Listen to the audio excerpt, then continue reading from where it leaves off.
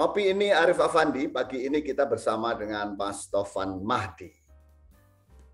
Dia adalah Mas Taufan Mahdi ini arek Jember, lama di Surabaya, sekarang menjadi juru bicara GAPKI, Gabungan Pengusaha Kelapa Sawit Indonesia, yang lagi viral karena harga minyak goreng begitu melambung, sehingga membuat emak-emak kita atau ibu-ibu di dapur kita itu menjerit. Nah, bagaimana sebetulnya bisnis atau industri minyak sawit yang salah satunya diproduksi sebagai minyak goreng ini? Nah, kita akan bersama Mas Taufan Mahdi ini. Apa kabar Mas Taufan? Selamat pagi, semangat sehat Mas Arif Afandi. Udah lama ya nggak ke Surabaya ya? Saya ya selama pandemik baru 2 kali. Wow. Mestinya langsung ke studio ini ya, lebih menarik ini. Ngobrolnya lebih enak karena ini kita di program Ngopi ini Arif Afandi, jadi program tentang opini tentang berbagai hal yang menyangkut isu-isu update di sekitar kita. Mas Taufan, jadi gimana rasanya menjadi kaya mendadak karena sawit ini? Waduh, ini pertanyaannya berat ini Mas Arif. Jadi mestinya ini ada kopi juga di depan ya Mas Arif ya, karena acara Ngopi ini Arif Afandi. Terima kasih sudah diundang untuk ngobrol pada kesempatan hari ini. Saya senang sekali karena Mas Arif ini senior saya dan panutan saya. Jadi saya ini banyak belajar tentang banyak hal, tidak hanya ilmu jurnalistik tapi juga ilmu manajemen ini dari Mas Arif. Jadi meskipun saya tidak satu payung lagi dengan Mas Arif, sudah 12 tahun, tetapi bahkan lebih ya, karena Mas Arif jauh sebelum saya resign dari kapal kita dulu, Mas Arif sudah menduduki jabatan publik di Surabaya. Nah, dari situ saya banyak belajar lah ke beliau. Jadi kalau menjawab pertanyaan tadi agak sulit Mas, karena nggak kaya-kaya juga, nggak mendadak juga begitu.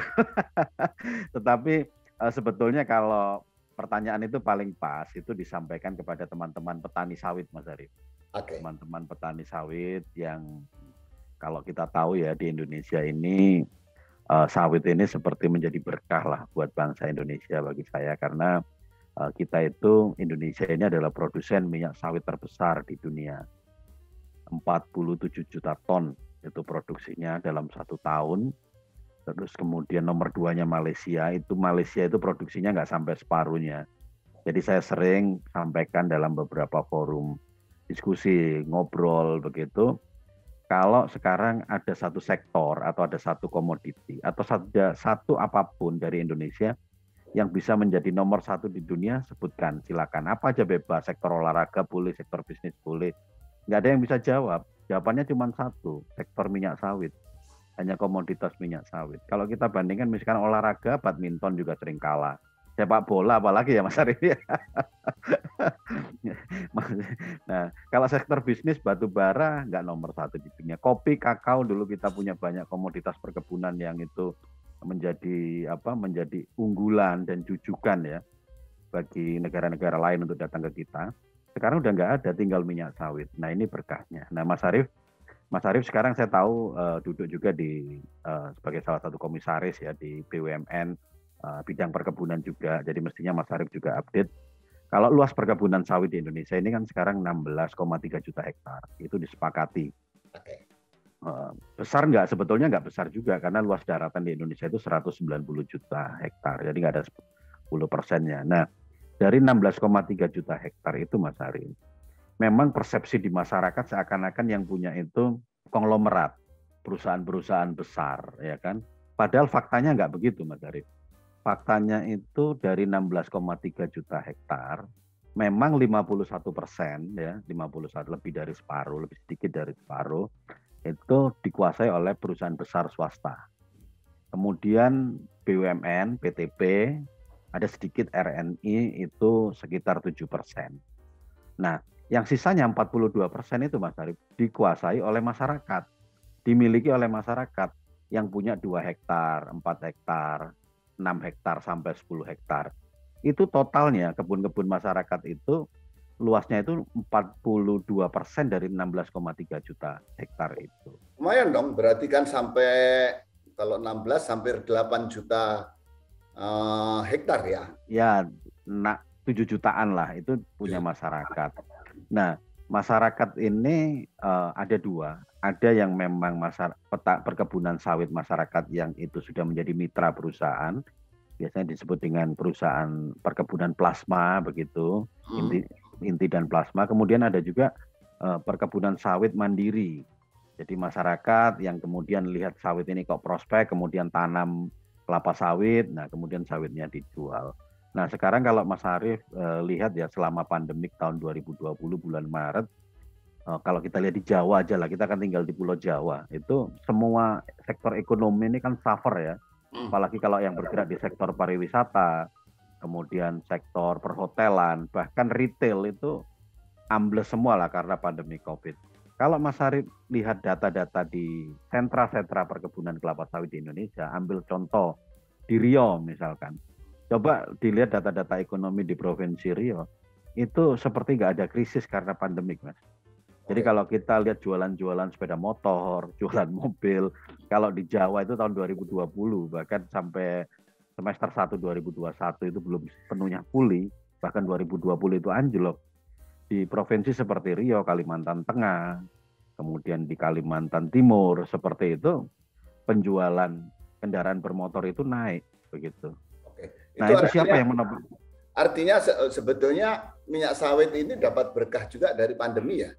Apakah karena kenaikan harga itu sejak pandemi berlangsung? Betul, itu yang tidak bisa kita prediksikan, Mas Arief. Artinya di luar prediksi kita, di luar ekspektasi kita. Jadi kalau saya boleh cerita agak teknis ya ini, pemirsa ngopi ini Arif Afandi, saya boleh cerita sedikit. Dulu pandemi itu masuk Maret 2020, semua panik dong, panik harga turun. Harga minyak sawit atau CPO minyak sawit mentah yang jadi referensi kita itu turun juga. Tetapi begitu beberapa negara sudah bisa mengendalikan pola-pola pembatasan kegiatan masyarakat sehingga ada protokol kesehatan di situ, kegiatan di beberapa pelabuhan di negara tujuan ekspor Indonesia itu sudah mulai pulih. Nah, sejak semester 2 tahun 2020 harga minyak sawit itu terus naik. Bahkan sepanjang tahun 2021 kemarin naik terus. Sampai akhirnya mencapai rekor tertinggi kemarin minggu lalu waktu saya RDP di Komisi 6 DPR, itu direksi dari kantor pemasaran bersama itu mengumumkan bahwa harga minyak sawit itu mencapai rekor tertinggi 15.000 per kilogram. 15.000 per kilo. Jadi kalau dikonversikan dalam dolar 1.480-an US dollar per ton. Ini adalah harga tertinggi untuk kali pertama yang pernah dicapai dalam sejarah industri minyak sawit, Mas. Nah, terendahnya berapa, Mas Sofan? Terendahnya kita tahun 2019 ya. 2019 itu sempat di 460 US dollar. 460 sekarang 1.480. Coba dihitung sendiri itu berapa kali lipatnya. 3 kali lipat ya. Ya, jadi memang tidak ada yang menduga dan beda dengan kenaikan harga tahun 2008 dan 2008 dan 2012 sempat di sekitar 1.300-an US dollar per ton. Ini harga CPO-nya ya. Itu cuman sebentar, Mas. 1 bulan sampai 3 bulan. Ini 1 tahun sepanjang tahun 2021 harganya tinggi terus. Kenapa harga itu tinggi? Tapi sebelum saya kenapa harga tinggi, nah siapa yang mendapatkan berkah? Tadi kembali ke pertanyaan Mas Arief ya, tentu kita nggak bisa memungkiri lah kita yang di dalam mata rantai industri sawit itu ya alhamdulillah, ya kan. Juga kecipratan, bahasa saya ini kecipratan aja Mas Arief. Kecipratan, nah terus kemudian kalau para petani sawit yang punya kecipratan tapi kecipratan emas ini ya. Jadi sawit. Ya, emas hijau. Jadi kalau teman-teman petani sawit sekarang kalau dulu ya di zaman harga ketika ketika harga CPO-nya itu sekitar 460 dolar per ton, itu mungkin harga TBS. Kalau petani ini kan bukan menjual minyak sawit, Mas. Petani itu menjual buahnya, TBS-nya, tandan buah segar. itu pernah terendah itu sampai 600 per kilo. Bayangin 600 per kilo itu sudah nggak nyucuk itu. Nggak nyucuk karena itu kemarin waktu harga sangat rendah ya 2008 2009 saya kok 2019 2018 2019 itu sempat beberapa daerah itu nggak dipanen sama teman-teman petani karena tekor gitu. Nah sekarang mereka itu harganya bisa mungkin hampir 4.000 per kilo, 3.500 sampai 4.000 per kilo. Jadi mereka ya sangat sejahtera lah saat ini para petani sawit ini. Kalau saya mah kecipratan aja Mas. Perkiraan sampai berapa lama ya harga ini ya? Nah ini Mas Arif, sebetulnya para analis pun terkaget-kaget ya. Kalau harga ini kalau kita di dalam bisnis komoditas ya sawit, batu bara. Kalau saya sebagai pelaku usaha ini kan tidak dalam posisi bisa memprediksikan harga itu akan kemana. Karena para analis yang kita undang setiap tahun datang dari negaranya ke Indonesia untuk memprediksi itu aja banyak yang meleset. Semua ngomong ini seperti super cycle, jadi siklus di mana harga komoditas tinggi, tetapi tidak pernah juga selama ini. Lama sekali, 1 tahun. Jadi kalau di average selama tahun 2021 harganya itu 1.100-an lah.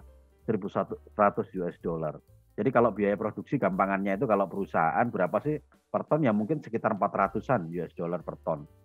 Itu. Jadi tapi ini berkah bukan hanya untuk pengusaha, petani, pemerintah juga dapat berkah Mas Arif dari ini karena kita devisa ekspor, pajak ekspor dan juga ada pungutan ekspor. Nah, dari situ kemudian ini berapa lama kita nggak bisa memprediksikan, tetapi sampai bulan Januari ini ya harganya lah kok nggak turun tuh. Kita takut juga Mas Arif, takut ini gimana ini kan. Tapi kita harus melihat begini, jadi karena minyak sawit ini bersaing dalam pasar minyak nabati global, jadi kita itu bukan saingan sama Malaysia Mas, ini sebagai wawasan aja buat teman-teman, kita itu nggak saingan sama Malaysia, tapi kita bersaing dengan produsen minyak nabati non sawit, itu ada 17 lah, jadi ada kedelai itu yang diproduksi Amerika, Brasil, Argentina, ada canola yang diproduksi negara-negara Eropa, bunga matahari, dan lain-lain, nah itulah saingannya sawit. Nah sejak mungkin 20 tahun lalu ya, dalam pasar minyak nabati dunia tadi, sawit itu pangsa pasarnya nomor 1. Sudah nggak bisa dikalahkan. Jadi kalau kita mau sombong-sombongan, ayo kita ngalahin Uni Eropa, itu apa yang bisa kita unggulkan ya? Minyak sawit. Kita ngalahin Amerika. Mungkin itu juga ya, Uni Eropa kemudian sangat protektif terhadap sawit itu beberapa waktu lalu ya. Nah, itu panjang lagi ceritanya Mas Arif. Nanti siap saya bagikan di sini, tapi kembali ke pertanyaan Mas Arif tadi, sampai kapan kita nggak bisa memprediksikan, tetapi harga ini sudah sangat tinggi. Karena itu kan kembali... Ini, Pak, Mas Taufan, itu kan strukturnya, ekspor kita itu kan hampir 70%. Betul sekali. Kemudian yang diserap oleh domestik. Nah, domestik itu pun yang 30% hanya sebagian yang diolah menjadi minyak goreng. Dan itu beberapa waktu lalu tidak boleh dijual dengan curah kan ya. Sementara yang diekspor itu dengan curah ya, CPO itu ya. Nah, apakah struktur distribusi produk minyak sawit ini yang menyebabkan harganya melonjak-lonjak itu atau bagaimana? Nah, ini pas ini lagi rame ya. Rame hari ini saya juga mungkin ada pertemuan dengan Menteri Perdagangan. Kemarin dipanggil Komisi 6, ini nanti minggu ini mungkin siap dipanggil lagi oleh Komisi 6, karena memang kita tahu minyak goreng ini di Indonesia kan sebagai salah satu bahan kebutuhan pokok. Ya. Jadi sebetulnya kalau kita orang bisnis, ini kita dudukkan dulu persoalan minyak goreng ini bahan pokok bukan sih? Bagi beberapa negara lain, mungkin minyak goreng bukan kebutuhan pokok, minyak goreng sawit ya, tapi di Indonesia tidak ada hari tanpa gorengan. Ya sudah, sehingga ini berdampak secara psikologis kepada masyarakat, kepada reaksi masyarakat ketika harga minyak goreng ini tidak bisa dikendalikan. Kalau saya sih kalau mau jujur, sebetulnya kan kalau misalkan minyak goreng mahal, ya nggak usah makan gorengan. Kalau saya, ya kan Mas Arif bisa pikir begitu. Tetapi mungkin teman-teman kita, masyarakat kita nggak bisa seperti itu, karena gorengan ini sudah menjadi habit. Ya kan? Cangkruan tanpa gorengan kan agak susah juga. Betul Mas. Ngopi pun gandengannya tahu goreng, pisang goreng. Jadi, nah begini ceritanya. Jadi kita tahu bahwa saya setuju yang disampaikan Mas Arif bahwa dari 47 juta ton tadi, 70% itu memang terserap di pasar ekspor. Kenapa? Ya karena memang minyak sawit ini permintaan terbesarnya adalah di pasar ekspor. Satu, untuk bahan pangan. Yang kedua, untuk oleochemical. Oleochemical itu untuk produk-produk seperti kosmetik, sabun, sampo, dan lain sebagainya itu semua menggunakan bahan baku sawit. Jadi perusahaan-perusahaan manufaktur untuk consumer good global seperti Unilever itu adalah salah satu pembeli minyak sawit terbesar di dunia. Dan itu saya pernah juga berkunjung ke beberapa pabrik mereka. Tidak bisa digantikan sama kalau nggak pakai minyak sawit, Mas. Oh. Di luar aspek harga ya. Minyak nabati lain tidak bisa juga? Tidak bisa secara fungsional.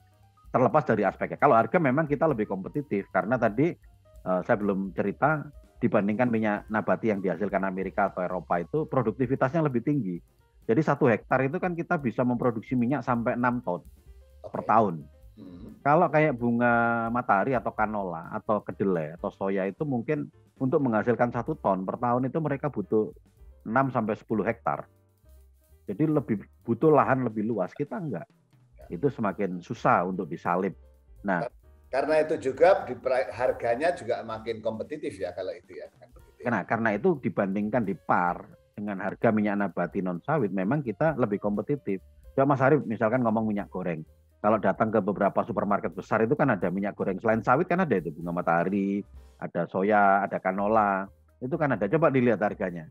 Itu mungkin 3-4 kali lipat ya karena memang bahan bakunya kita lebih kompetitif. Nah, dari situ permintaannya sangat tinggi. Kemudian yang ketiga, ternyata minyak nabati termasuk minyak sawit ini juga bisa diolah sebagai biodiesel. Biodiesel. Okay. Nah, komposisi 70/30 itu sebetulnya sudah lebih baik. Sebelumnya lebih tinggi dari itu 75/25. Seperti karena kenapa? Pemerintah ya, saya harus akui pemerintah ini jeli karena melihat kalau struktur penyerapan minyak sawit ini terlalu bergantung kepada pasar ekspor, kalau ada pelemahan ekonomi global, harga minyak sawitnya akan gampang untuk jatuh, fluktuatif. Nah, terus gimana mengatasi itu? Pemerintah mengeluarkan sebuah skenario besar agar daya serap minyak sawit di pasar dalam negeri ini lebih tinggi. Caranya gimana? Satu, untuk produk pangan. Pangan itu terbatas, Mas. Kita mau feeding berapa? Kebutuhan untuk pangan taruhlah minyak goreng lah di Indonesia ya dari 47 juta ton tadi sudah saya sampaikan, mentok-mentok 8 juta ton. 8 juta ton. Nggak bisa mengandalkan pangan. Oleochemical, kosmetik, consumer good seperti sabun, sampo, dan lain sebagainya, Indonesia belum bisa bersaing secara global dalam konteks industri manufaktur untuk consumer good. Kita menghadapi brand-brand global yang sangat kuat. Pasti daya serapnya tidak akan terlalu besar. Nah, yang paling mungkin apa?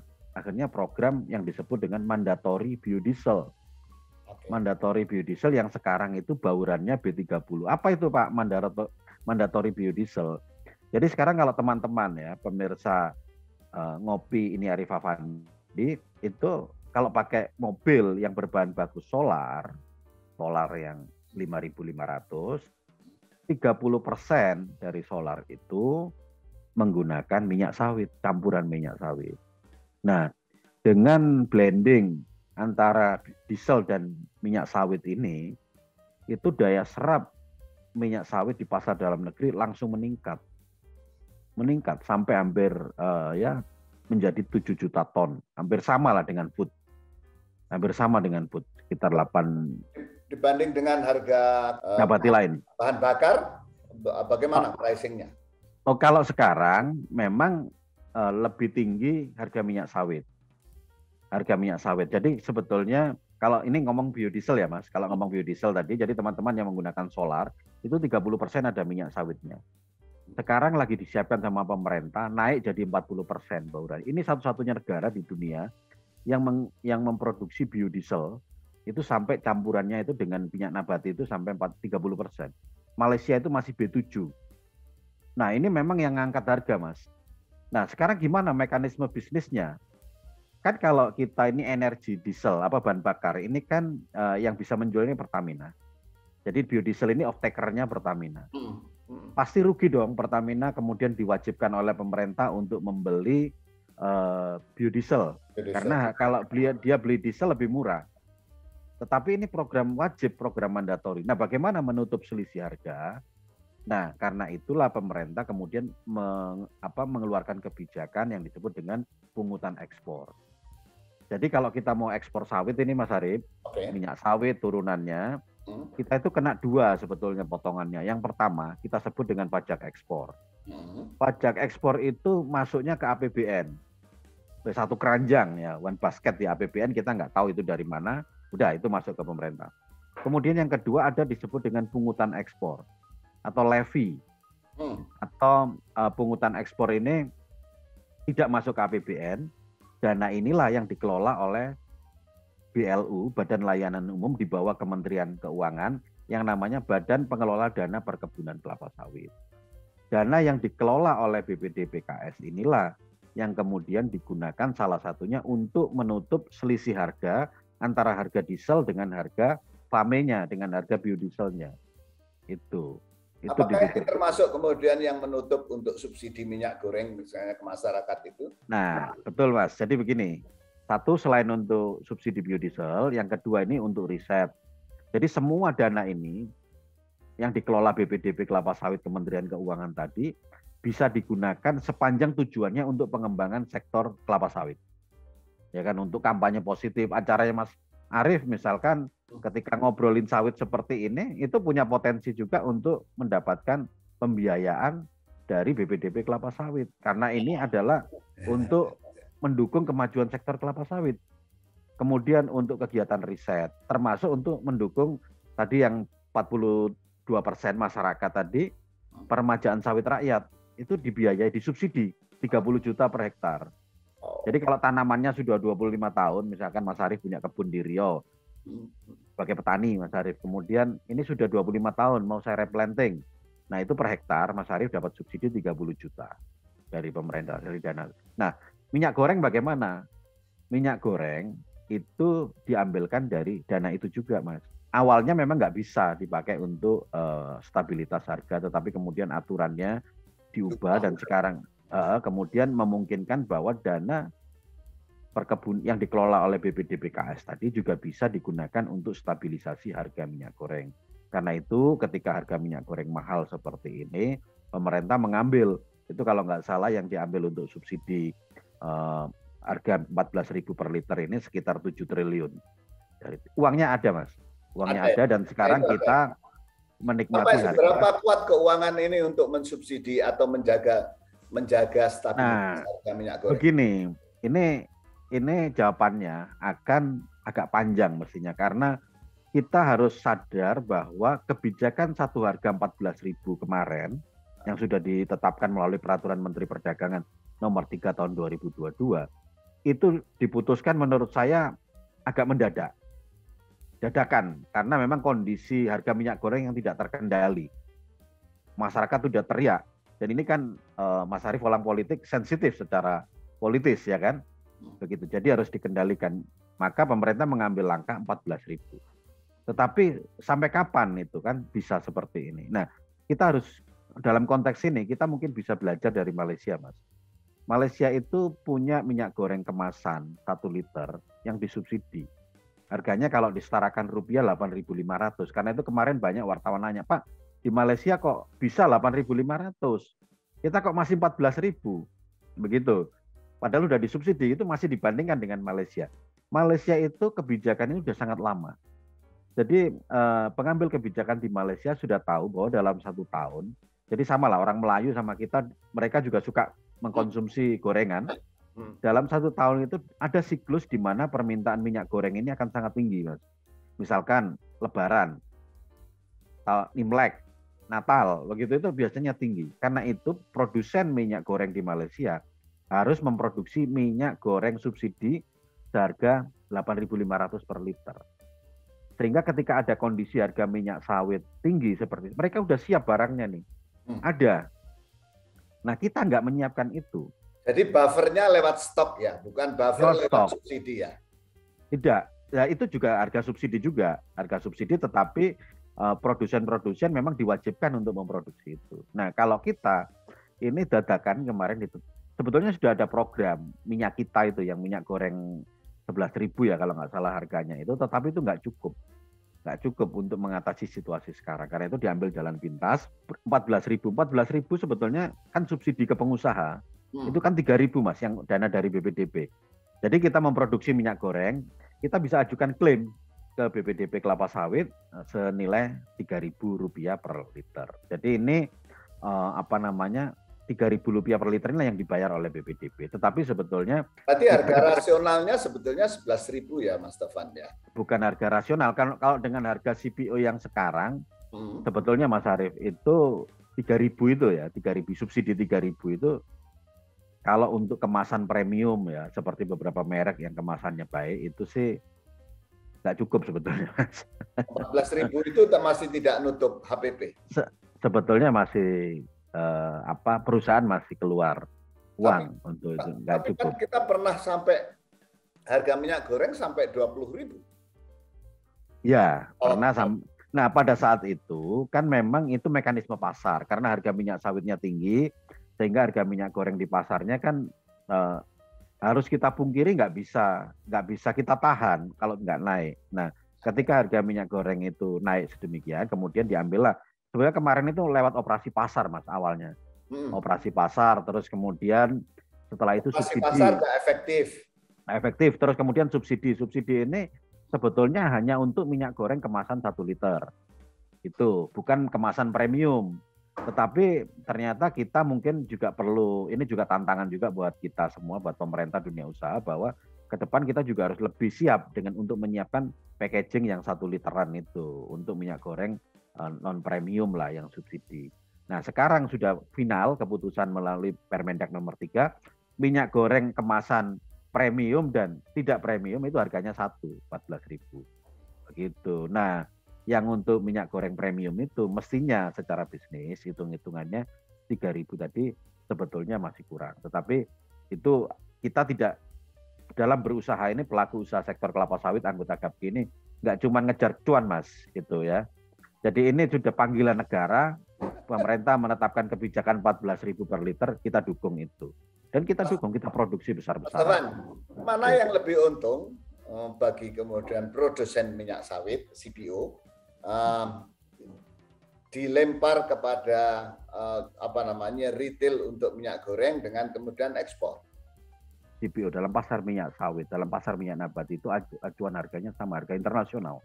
Kita itu kan nggak buat harga. Okay. Nah, ketika itu terserap di pasar dalam negeri melalui tender dan lain sebagainya di pasar dalam, itu acuan harganya sama. Bisa melalui Kuala Lumpur, bisa melalui Steve Rotterdam. Harga Rotterdam di pasar Rotterdam. Jadi itu yang jadi acuan harga. Jadi sekarang misalkan kita menetapkan harga minyak sawitnya 14.000 per kilo. Nah itu kan acuannya juga adalah harga CPO di pasar dunia berapa?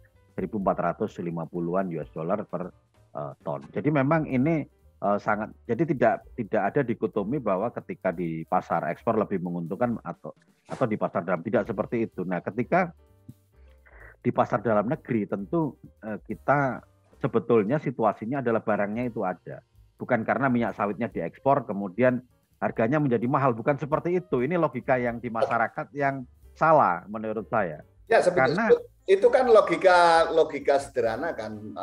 Iya. Biasanya harga yang melonjak karena stok yang terbatas, gitu kan? Betul, setuju. Nah, karena itu kemudian menggelontor stok di pasar itu akan menjadi solusi.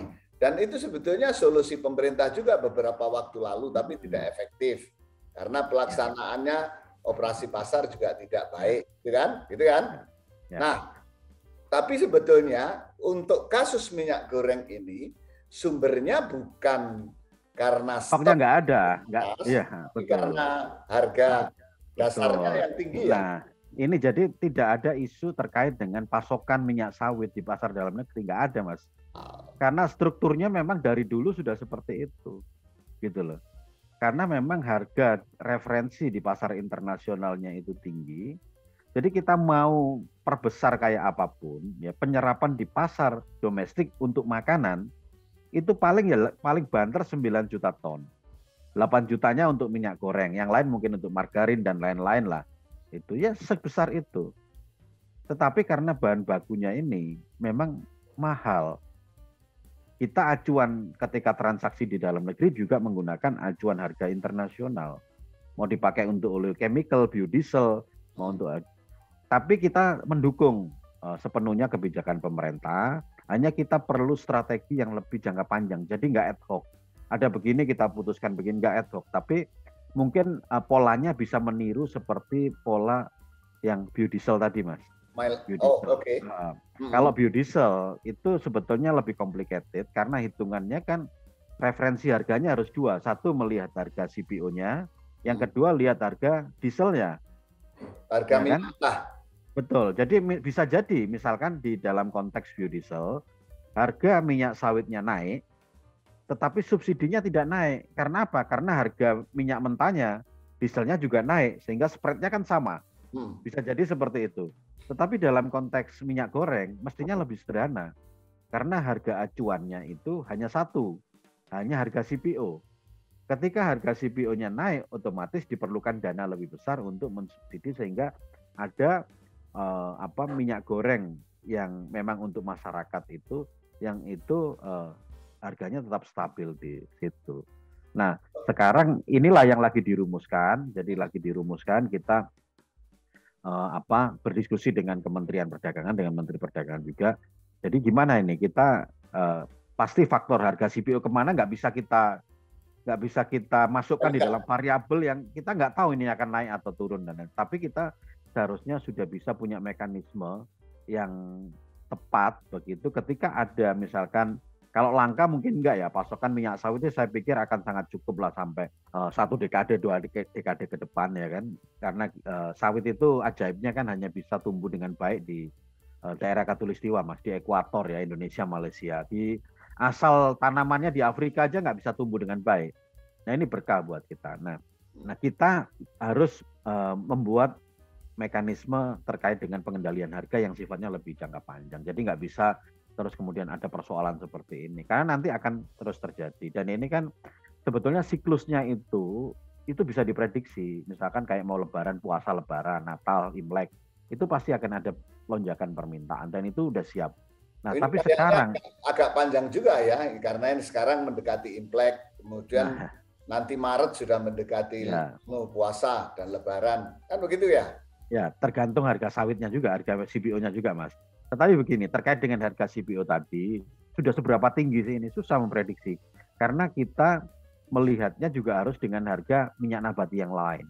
Selama harga minyak nabati yang lain itu juga terkerek naik, sebetulnya itu tidak membahayakan.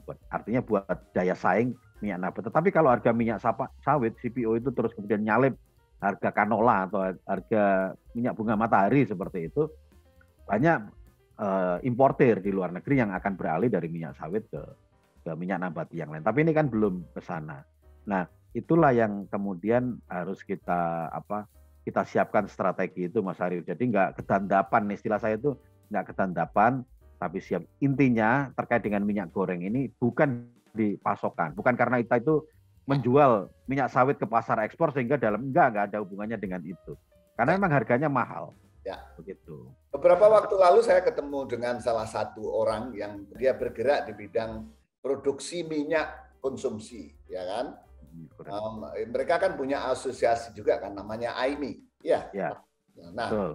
Mereka waktu itu punya ide gitu ketika harga minyak goreng tingginya itu, mereka punya ide, kenapa tidak diberlakukan saja seperti batu bara?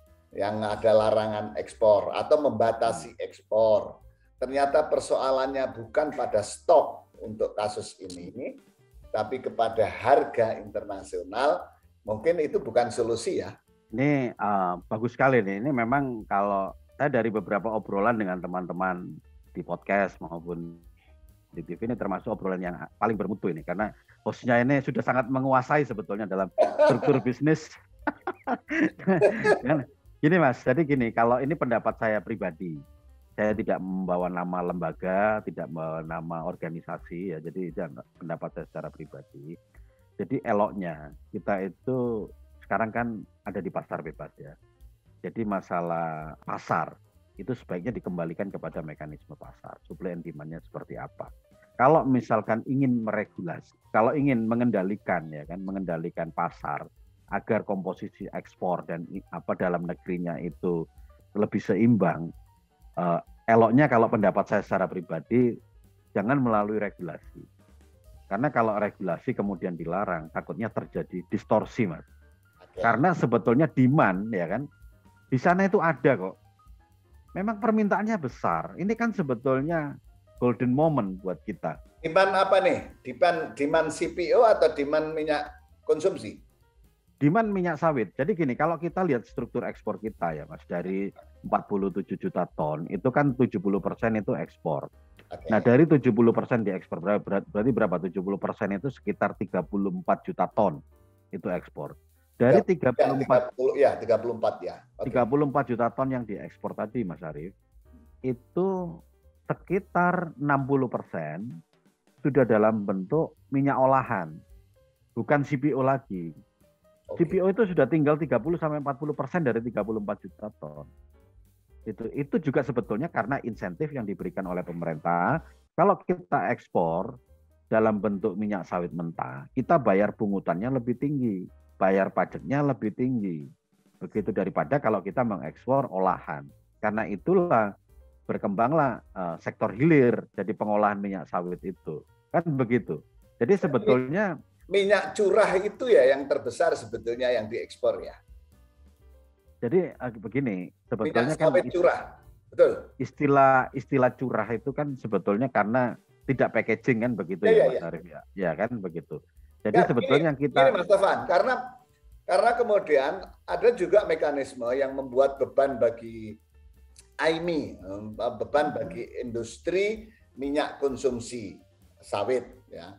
Itu kan ada beban tentang packaging. Kan? Ya. Nah, itu yang kemudian menyebabkan kalau tadi yang mayoritas dari ekspor itu adalah minyak olahan sawit, itu artinya ya curah kan relatif tidak ada beban biaya lain, tidak ada beban biaya kemasan, dan itu berarti lebih menarik bagi produsen minyak sawit kan kalau diekspor ketimbang kemudian didistribusikan di domestik. Begini, jadi tidak tepat juga sebetulnya premis seperti itu. Karena kan permintaan olein lah ya, minyak goreng ini kan olein kalau bahasa ini kan sangat besar dan mereka memang perlunya dalam apa misalkan ke Cina ya itu dalam jumlah yang sangat besar. Yang itu mereka di sana juga sudah punya industri hilir mereka sendiri. Mereka akan kemas itu sebagai minyak makan di negara mereka masing-masing dengan packaging di negara tersebut. Jadi sebetulnya itu tidak melihat hal itu. Kita ya ini pendapat saya pribadi lagi. Jadi ini saya harus agak hati-hati nih Mas. Jadi sebetulnya tidak ada masalah dengan kemasan minyak goreng itu. Karena justru kita menjaga kualitas dari produk yang dikonsumsi oleh masyarakat. Jadi misalkan sebetulnya yang terjadi itu adalah kita itu tidak siap ketika kita akan menggelontorkan kemasan sederhana. Sebetulnya itu di situ aja. Ini yang harus dipikirkan ke depan. Kalau di Malaysia 8.500 per liter itu kan sudah packaging, Mas. Oke. Sudah ada kemasannya. Nah di sini ketika kita kemasan sederhana ya, kita lebih banyak ke kemasan premium ya. Lebih besar kemasan premium, Mas. Jadi sebetulnya kalau di total itu mungkin 30%-nya lah dari 8 juta itu yang itu sebetulnya yang lagi kita bicarakan sangat ramai itu. Sebetulnya kalau untuk kelompok masyarakat yang tidak price sensitive itu kan sebenarnya nggak jadi isu begitu. Jadi kesiapan kita dalam packaging untuk kemasan sederhana ini. Tapi kemasan ini hal yang sangat baik. Ini pendapat saya pribadi ya, Mas. Tidak mewakili asosiasi karena apa? Ini melindungi masyarakat mengkonsumsi produk minyak sawit yang sehat. Kalau itu curah, misalkan ya seperti itu diperbolehkan, itu siapa yang akan memegang kendali bahwa ini tidak dicampur misalkan dengan jelantah dan lain sebagainya. Jadi kita harus mendidik masyarakat kita juga untuk hidup yang lebih berkualitas dengan kemasan itu. Nah, dalam konteks harga minyak goreng sekarang, ketika kemarin itu mau dibuat, artinya subsidinya itu bukan untuk semua harga, tetapi untuk kemasan sederhana. Kemasan sederhananya nggak siap. Yang packaging 1 literan itu, karena industri minyak goreng selama ini juga tidak menyiapkan itu. Nah, sekarang sebetulnya minyak goreng itu pemerintah mensubsidi kepada orang kaya juga kepada orang miskin juga ya. Jadi ini Mas, jadi ini kayak ujian disertasi. Ini kan aku kalau begini Mas Arif, ya. Satu harga itu kan berarti kan premium maupun premium maupun sekarang itu begini. Pengorbanan ini, bukan pengorbanan lah, ini komitmen ya dunia usaha terhadap pemerintah. Ketika sebetulnya kemarin itu tepat, ketika misalnya yang minyak goreng sederhana kemasan 1 liter itulah yang minyak goreng subsidi yang harga 14.000. Ada minyak goreng yang itu sesuai mekanisme pasar, yang minyak goreng kemasan premium, ya kan? Ya sudah, kalau masyarakat yang tidak, ini tinggal distribusinya kan, tidak boleh misalkan di supermarket besar terus kemudian ada minyak goreng yang yang subsidi kan, seperti itu mekanismenya. Mestinya subsidinya di pasar tradisional gitu ya? Di pasar tradisional, dan itu distribusi aspek gitu. Nah, tetapi kan tidak jalan juga. Tidak jalan. Masih terjadi harga minyak goreng yang sangat tinggi. Kan begitu ceritanya. Akhirnya ambil langkah ketiga. Kan itu step kedua. Ini kan step ketiga sebetulnya, Mas. Jadi awalnya operasi pasar, terus kemudian subsidi untuk minyak goreng kemasan sederhana yang 1 liter. Nggak jalan. Bukan nggak jalan, artinya kondisinya masih tetap nggak terkendali. Akhirnya diambil keputusan minyak goreng 1 harga, mau kemasan kayak apapun. Nah, coba sekarang masyarakat sudah menikmati harga minyak goreng dengan murah. Jangan terus kemudian dibandingkan lagi Malaysia 8.500, kita kok 14.000, enggak usah kayak begitu. Ini enggak selesai persoalannya ini. Nah, sekarang itu udah 14.000 affordable, Mas. Ya. Udah 14.000 affordable lah, udah. 14.000 itu sudah diputuskan melalui sebuah diskusi yang panjang, harga eceran tertingginya 14.000. Nah, teman-teman asal tahu, masalah dunia usaha juga memberikan kontribusi yang sangat besar. Jadi kita itu dengan harga 14.000 itu, ya kan, kita kan dapat subsidinya 3.000, ya kan, seperti itu. Kalau untuk minyak goreng, apalagi yang packagingnya premium, ya kan, itu enggak masuk. Masih ada per liter yang harus kita suntik dari uang perusahaan. Tapi ini adalah komitmen dunia usaha untuk mendukung pemerintah sehingga harga minyak goreng stabil. Jadi kita nggak usah mempersoalkan itu. Ya sudah, ini kita hidup dan beroperasi di negara Kesatuan Republik Indonesia. Ada panggilan tugas dari pemerintah, minyak goreng 1 harga, kita laksanakan, Mas Arif. Tapi seberapa besar sih sebetulnya produsen CPO yang juga memproduksi minyak konsumsi untuk rakyat? Begini, jadi sebetulnya tidak semua, misalkan kayak saya di asosiasi ya, tapi tidak semua perusahaan perkebunan sawit itu juga punya industri hilir, industri olahan. Tidak, saya persentasenya kurang, tidak punya datanya persis seperti apa, tetapi sih memang tidak sebanyak sektor hulunya, Mas. Sektor hulunya karena memang industri pengolahan ya, jadi refine. Industri hilir sawit itu perlu juga investasi yang besar. Sementara kalau di sektor perkebunannya kan itu ada perusahaan kelas bawah, menengah, dan perusahaan atas. Kalau perusahaan-perusahaan besar, swasta yang besar-besar itu biasanya sih pasti punya industri hilir juga, jadi satu begitu. Tapi kalau yang kelas menengah ya karena investasi pabriknya juga sangat mahal, pasti mereka tidak masuk ke wilayah itu. Seperti itu, Mas Arif. Jadi isunya adalah lebih kepada ini harganya sangat tinggi, teman-teman semua, jadi mohon dipahami, dan sekarang itu sudah 1 harga, dan ini terima kasih. Nah, sekarang tantangannya di mana? Tantangannya memastikan pemerintah bahwa harga barangnya ada, Mas. Itu ya kan.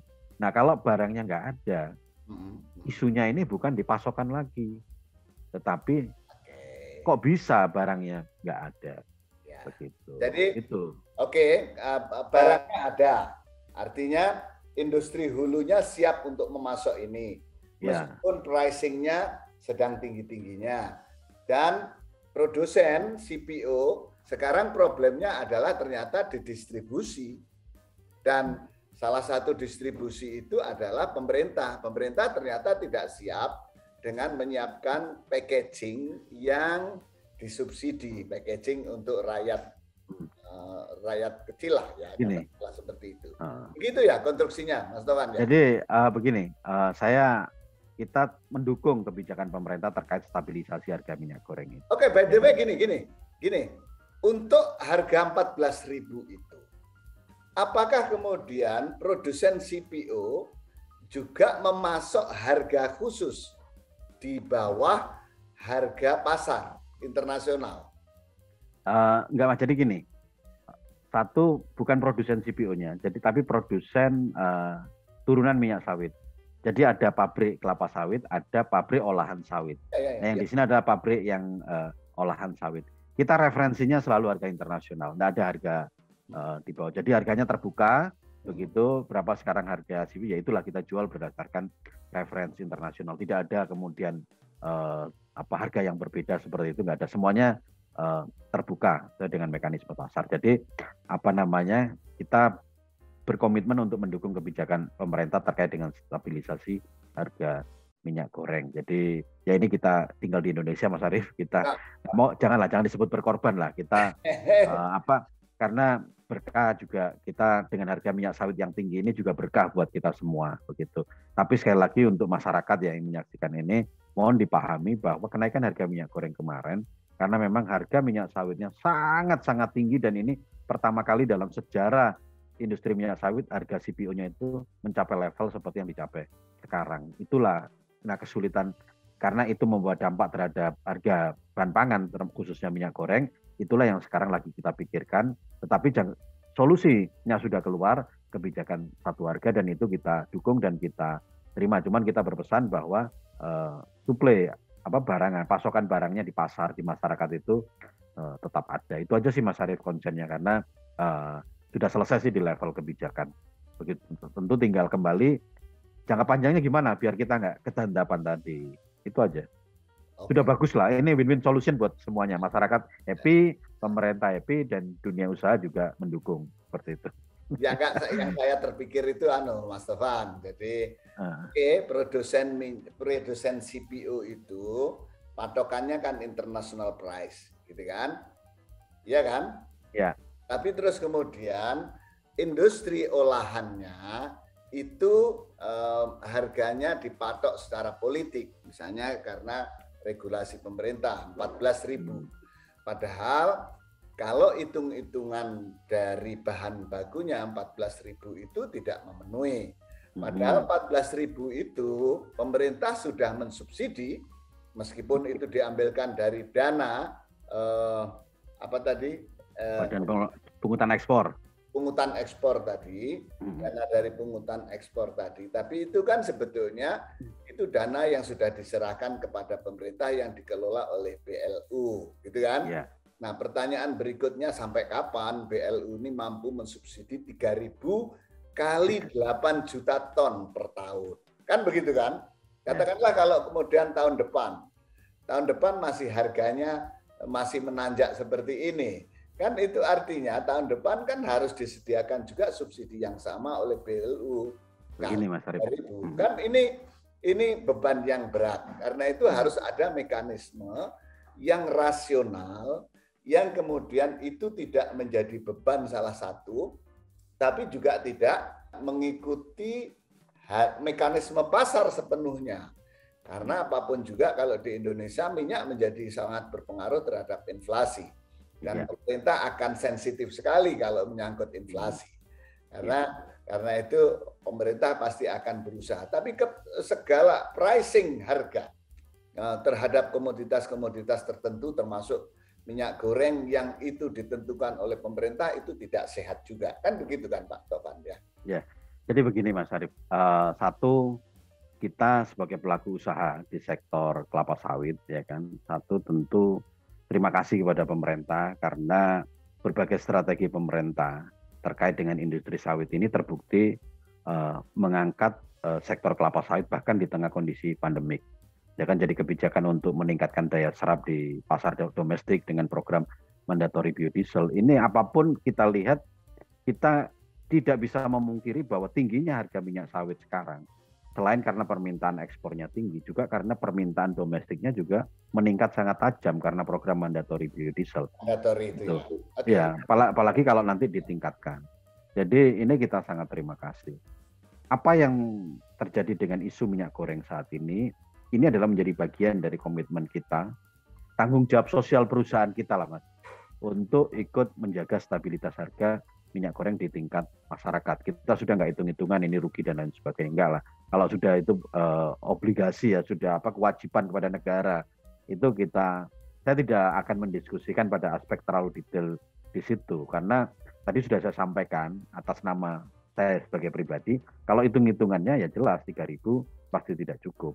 Tetapi sudahlah, ini tanggung jawab sosial perusahaan. Cuman ke depan memang tata kelolanya harus diperbaiki. Nah sekarang agar ini tidak berkepanjangan, tentu tolong dijaga pada aspek distribusinya, ya kan, pada aspek distribusinya, sehingga masyarakat tetap, karena beberapa teman tadi langsung karena tahu ya saya di sektor kelapa sawit, ada yang telepon, ada yang WA, Mas kok nggak ada di supermarket A, dia nyebut ini kok nggak ada ini, dia sebut merek ini nggak ada, yang ada merek-merek nggak terkenal kayak gitu. Udah, saya sudah nggak bisa, itu sudah tidak dalam posisi saya untuk bisa menjawab itu Mas Arief. Nah kemudian yang kedua Mas Arief, ini juga yang menjadi concern kita bersama seharusnya adalah isu daya beli Mas Arief. Ini nggak muncul ke permukaan.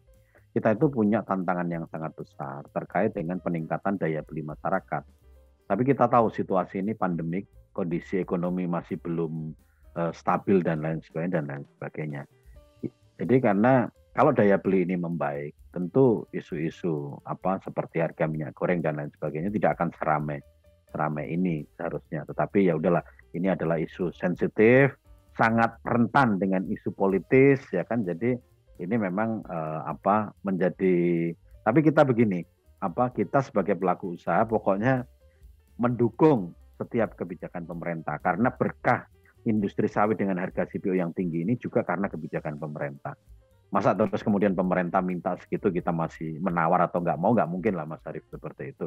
Nah kalau ini nanti harga CPO-nya seperti apa, saya tidak dalam posisi juga bisa memprediksi, tetapi apakah dana subsidi BPDB sawitnya ini cukup, ya saya pikir cukup. Ini kan untuk 6 bulan ya Mas, nanti kita lihat lagi setelah 6 bulan. Karena apa? Karena ketika harga minyak sawitnya ini tinggi, ya kan, harga CPO-nya tinggi, pungutan ekspor yang kita bayarkan ke BLU tadi kan juga meningkat Mas, sebetulnya. Ya kan? Itu sehingga ada kecukupan. Itu tinggal memang kita lihat mandatory biodieselnya mau ditingkatkan jadi ke B40 atau tetap dipertahankan di B30. Ini kita akan melihat ke situ. Tetapi saya pikir dana kelola yang ada di BLU BPDB kelapa sawit itu sih cukup, dan ini kan mestinya juga untuk kepentingan publik yang lebih luas. Dan kita sudah membuktikan lagi bahwa BPDB memberikan peran yang sangat penting sekali terhadap perekonomian masyarakat secara langsung. Salah satunya ya itu sudah dipakai untuk stabilisasi harga minyak goreng. Tidak mengganggu apapun dan bisa Mas. Poinnya sebetulnya Mas Taufan, kalau kemarin diputuskan 6 bulan berarti dari sisi harga minyak goreng di dalam negeri pasti aman ya sampai kemudian setelah Lebaran ya, ini berarti ya. Itu faktor Lebaran sudah dihitung sepertinya oleh pemerintah. Lebaran dan puasa ini sudah dihitung Mas. Oke. Jadi tinggal pertanyaannya itu tadi Mas Arief, tinggal tolong dijaga barangnya ini ada, itu aja. Oke. Ya itu berarti kan di kebijakan tentang logistik, kebijakan tentang distribusi, dan itu lebih kepada juga monitoring kan ya. Jangan sampai kemudian stoknya ada, kemudian harganya sudah dipatok, tapi kemudian tiba-tiba ada yang menimbun dan lain sebagainya, kan begitu kan Pak Taufan ya. Ya, nah, betul. Tentu pemerintah sekarang dalam hal ini aparat hukum juga lebih jeli untuk mengawal kebijakan ini, karena ini kebijakan maka harus dikawal oleh aparat hukum. Karena ini kebijakan harus dikawal oleh seluruh elemen dalam pemerintahan agar jangan sampai merugikan rakyat. Kan begitu kan Pak Taufan ya. Yeah. Jadi intinya menurut saya yang utama adalah bahwa mak-mak jangan khawatir lah, berarti sampai dengan 3 bulan. nanti 6 bulan aman. harganya ini aman. Ini jaminan dari para pengusaha pengusaha CPO, bahan baku minyak sawit, minyak goreng yang sekarang lagi panen. Lagi panen. Ya, saya terima kasih juga Mas Arief, karena masyarakat ini masih mengkonsumsi minyak goreng karena kan di tengah kampanye negatif, tapi masyarakat kita kayaknya susah lah pindah ke lain hati dari minyak goreng sawit, ya kan?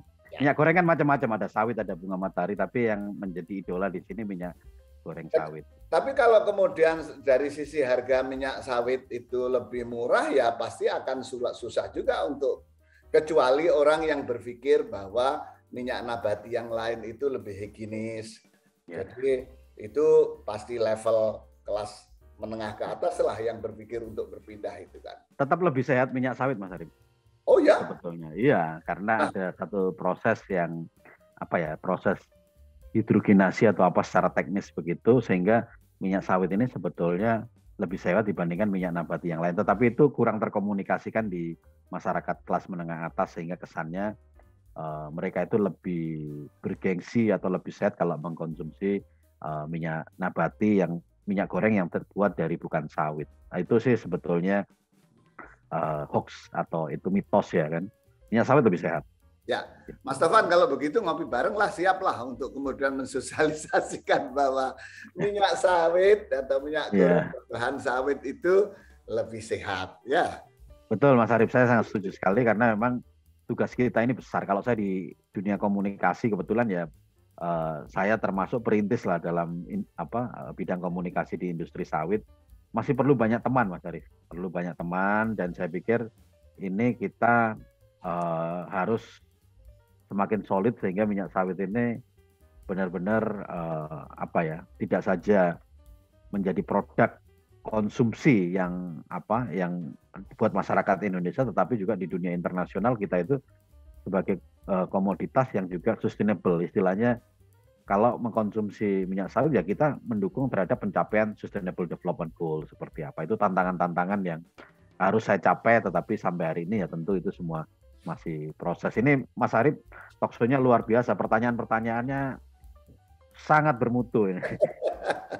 Ada hal lain ya sebetulnya Mas Taufan yang terpikirkan oleh saya, dan tentu itu nanti kita jadikan bahan dialog yang lain. Satu, karena kemudian sawit itu menjadi keunggulan yang hanya bisa berkembang di negara tropis seperti Indonesia. Ini sebetulnya opportunity yang sangat besar bagi kita sebagai nilai lebih dari bangsa Indonesia. Jadi ini menjadi andalan produk pertanian, perkebunan yang bisa menjadi andalan cadangan devisa kita. Itu yang pertama. Nah, sesuatu yang bisa kita produksi dengan permintaan luar negeri yang tinggi, maka sebetulnya bisa berpeluang juga untuk meningkatkan kesejahteraan rakyat dengan memperluas misalnya petani sawit berbasis rakyat, tidak hanya berbasis korporasi. Yang itu sebetulnya dengan konsep plasma inti tadi. Nah, kalau peluang itu bisa dikembangkan dengan baik, maka tentu sawit ini akan menjadi andalan yang luar biasa untuk meningkatkan kesejahteraan rakyat. Juga sekaligus karena potensi untuk pengembangan hilirisasi dari sawit ini banyak, mulai biodiesel, kemudian kebutuhan selain konsumsi dan sebagainya, tentu ini lifetime-nya akan lebih panjang ketimbang misalnya minyak mentah yang berbahan fosil, misalnya kan begitu. Tapi itu mari kita jadikan bahan berikutnya, Mas Taufan. Nanti kalau ini nggak ada habisnya. Ini kayak ujian dokter saya ini, Mas.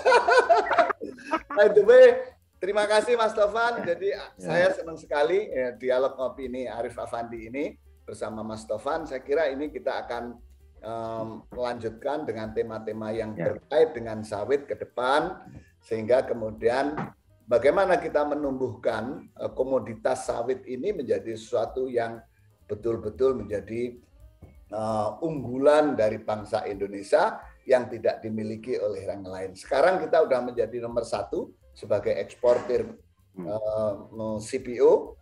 Dan tentu kita harus pertahankan sampai kapanpun juga. Seperti halnya kita mengulang kejayaan dulu sebelum kemerdekaan, kita menjadi eksportir terbesar tebu, misalnya kan, gula. Kita menjadi eksportir terbesar karet, kita menjadi eksportir terbesar kemudian kakao.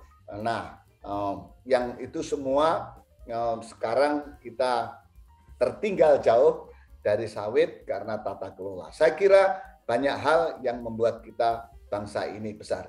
Terima kasih Mas Taufan. Ya, semoga terima kasih. Hari ini berjalan lancar dan makin kaya dengan harga sawit yang luar biasa. Terima kasih Mas Arif Afandi. Lagi ya Mas Taufan ya. Ya, makasih Mas Arif. Makasih. Oke, terima kasih. Assalamualaikum. Salam, terima kasih. Ngopi ini bersama Arif Afandi. Selamat pagi.